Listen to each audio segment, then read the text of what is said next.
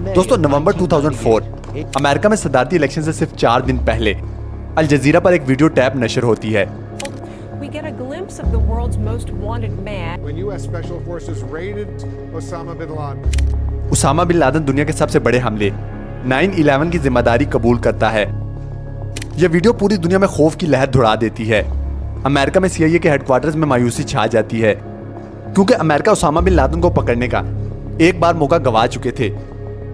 दुनिया का most wanted इंसान अपने आप को बिल्कुल सेफ महसूस कर रहा था। वर्जीनिया में मौजूद CIA के हेडक्वार्टर्स में उसामा बिन लादेन को ढूंढने के लिए जो स्पेशल टास्क फोर्स बनाई गई थी, उनकी तकरीबन हर लीड ठंडी पड़ चुकी थी। CIA के लिए सिचुएशन काफी फ्रस्ट्रेटिंग थी।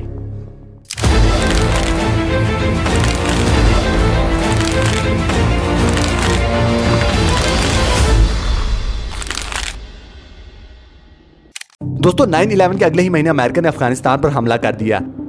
अलकायदा के फाइटर्स को अफगानिस्तान के ईस्टर्न इलाके में धकेल दिया गया। यहाँ अलकायदा के जंगजू ने खुद को टोरा बुरा के गारों के अंदर बंद कर दिया और CIA का ख्याल था कि उसामा बिन लादेन भी यहीं मौजूद है। CIA ने टोरा बुरा में अलकायदा के खिलाफ खूब जंग लड़ी, लेकिन इन्हें कामयाबी नहीं मिली।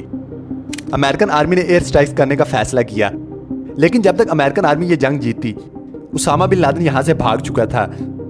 लड़ाई खत्म होने के बाद सिर्फ 20 लोग ही पकड़े गए, लेकिन उसामा बिन लादेन इन 20 लोगों में मौजूद नहीं था।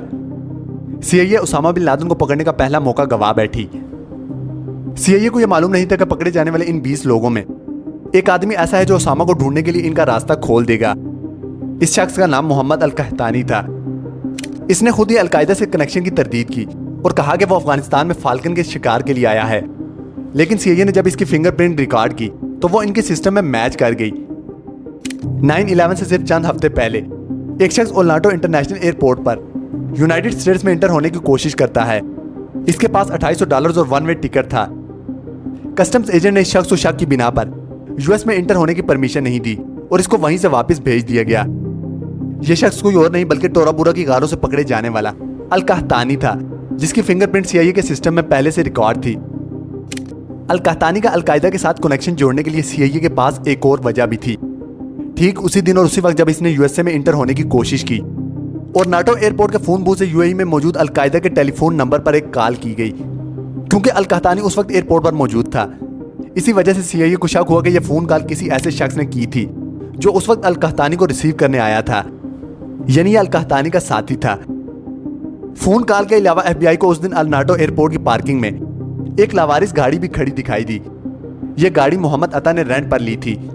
वही मोहम्मद अता जिसने 9/11 अटैक में अमेरिकन एयरलाइन फ्लाइट 11 को वर्ल्ड ट्रेड सेंटर के नॉर्दर्न टावर से टकराया था।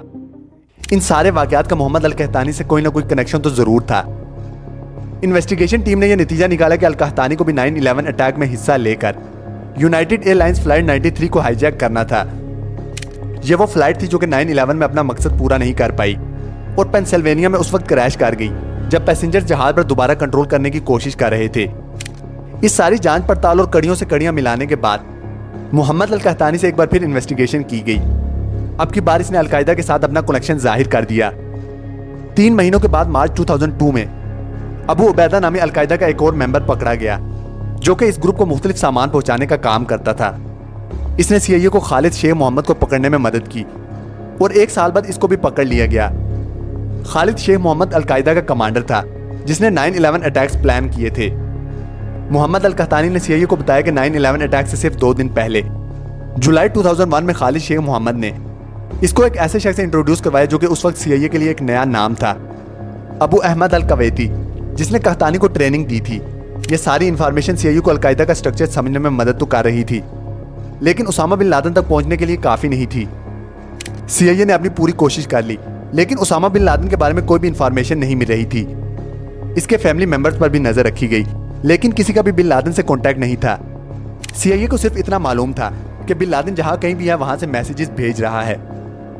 आने वाले सालों में उसामा बिन लादेन की ऑडियो टेप्स रिलीज हुई और यह समझा जाने लगा कि वो सिर्फ अलकायदा की लीडरशिप से कांटेक्ट में है। अब CIA की स्ट्रेटजी अलकायदा के कोरियन नेटवर्क को तलाश करना थी। ये वो नेटवर्क था जो उसामा बिन लादेन से पैगाम लेकर अलकायदा के दूसरे लीडर तक पहुंचाता था। जनवरी 2007 में सिक्योरिटी फोर्सेस ने हसन गुल नामी एक शख्स को अरेस्ट किया, जिसके पास से उसामा बिन लादेन का एक लेटर मिला। हसन गुल को CIA के हवाले कर दिया गया। इसने बताया कि अबू अहमद अल-कवैती उसामा बिन लादेन का पर्सनल कोरियर है। वही अबू अहमद जिसने मोहम्मद अल कहतानी को ट्रेनिंग दी थी। अब क्योंकि इन्वेस्टिगेशन का सारा फोकस अबू अहमद की तरफ शिफ्ट हो जाता था, इन्वेस्टिगेशन टीम को अलकायदा के अंदर इस किरदार के बारे में अलग अलग इंफॉर्मेशन मिलना शुरू हो गई। हसन गुल के मुताबिक अबू अहमद का काफी बड़ा किरदार था, जबकि खालिद शेख मोहम्मद का कहना था कि अबू अहमद का बड़ा किरदार नहीं है, बल्कि वो एक रिटायर्ड मेंबर है। अगले साल में अबू फराज अल लबी भी पकड़ा गया। ये खालिद शेख मोहम्मद के बाद अलकायदा का कमांडर था। इसने भी अबू अहमद के बड़े किरदार से इनकार कर दिया। सीआईए ने अभी तक जितने भी अलकायदा के मेंबर्स को इंटरोगेट किया था, इन सब का अबू अहमद के बारे में मिक्स्ड ओपिनियन था। सीआईए के पास अबू अहमद अल कवैती के नाम के अलावा और कोई ठोस इंफॉर्मेशन नहीं थी। दोस्तों, अलकायदा के मेंबर्स ने अभी तक जितनी भी इंफॉर्मेशन उगली थी, वो सिंपली इन्वेस्टिगेशन से नहीं, बल्कि इसके लिए खतरनाक टेक्निक्स का इस्तेमाल किया गया, जिसमें अलग अलग किस्म के टॉर्चर्स भी शामिल थे। अगले 2 सालों में सीआईए ने खूब जोर लगाया, लेकिन ना ही अबू अहमद अल कवैती का पता चला और ना ही उसामा बिन लादेन का, बल्कि अगली इंफॉर्मेशन किसी दूसरे खुफिया इदारे से मिली। 2008 में सीआईए को अबू अहमद की असल पहचान के बारे में एक इंफॉर्मेशन मिली, जो कि सीआईए के नेटवर्क से नहीं आई थी। इंफॉर्मेशन से पता चला कि अबू अहमद का असल नाम इब्राहिम सईद अहमद है और ये एक पाकिस्तानी है जिसकी फैमिली कुवैत शिफ्ट हो गई थी। पिछले 2 सालों में सीआईए को सिर्फ इसका असल नाम पता चला था, लेकिन इसको पकड़ने में मजीद कुछ साल लग गए। सीआईए ने अपना सारा फोकस इब्राहिम सईद अहमद को ट्रैक करने में लगा दिया। कुवैत समेत दूसरी मिडिल ईस्ट कंट्री से पाकिस्तान आने वाली तमाम कॉल्स को टैप किया जाने लगा, इस उम्मीद में कि शायद कहीं से अबू अहमद को ट्रेस किया जा सके। लाखों फोन कॉल्स मॉनिटर करने और 3 साल का इंतजार करने के बाद सीआईए को एक फोन कॉल पर आखिरकार शक हुआ। वो आपस में अरबी और पश्तो जुबान में बात कर रहे थे। दौरान गुफ्तगू पाकिस्तान में मौजूद एक शख्स ने सवाल के जवाब में बताया कि मैं उन्हीं लोगों के साथ हूं जिनके साथ पहले होता था। यही वो बात थी जिसकी वजह से सीआईए को शक हुआ कि यही अबू अहमद अल कवैती है। इसके अलावा पाकिस्तान में बैठा ये शख्स अपनी लोकेशन को ट्रैकिंग से बचाने के लिए हर मुमकिन कोशिश कर रहा था।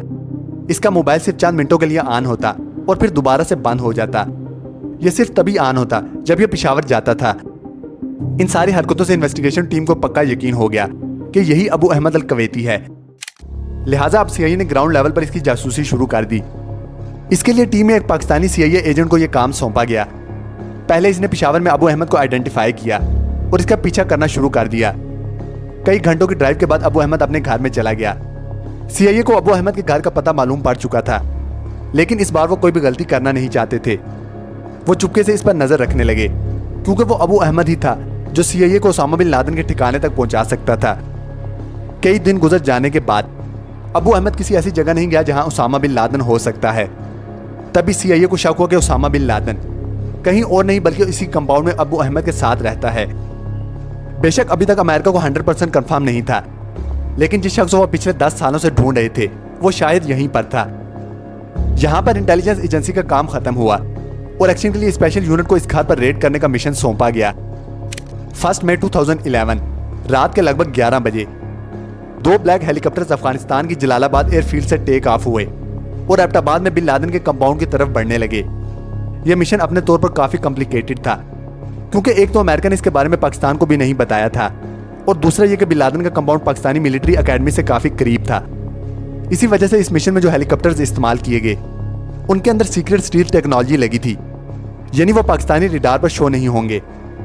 यह ऑपरेशन 40 मिनटों के लिए प्लान किया गया था, लेकिन नेवी सैलर्स ने पहले 15 मिनटों में ही उसामा बिन लादेन को बिल्डिंग के 3rd फ्लोर पर ढूंढकर मार दिया। बाकी वक्त इनको बिन लादेन के गार्ड से लड़ने में लग गया और पूरे 38 मिनटों के बाद वो कंपाउंड से बाहर आ गए। यूएस ऑफिशियल के मुताबिक उसामा बिन लादेन की बॉडी को अगले 24 घंटों के अंदर अंदर सऊदी अरब की परमिशन के साथ अरेबियन सी में बहा दिया गया।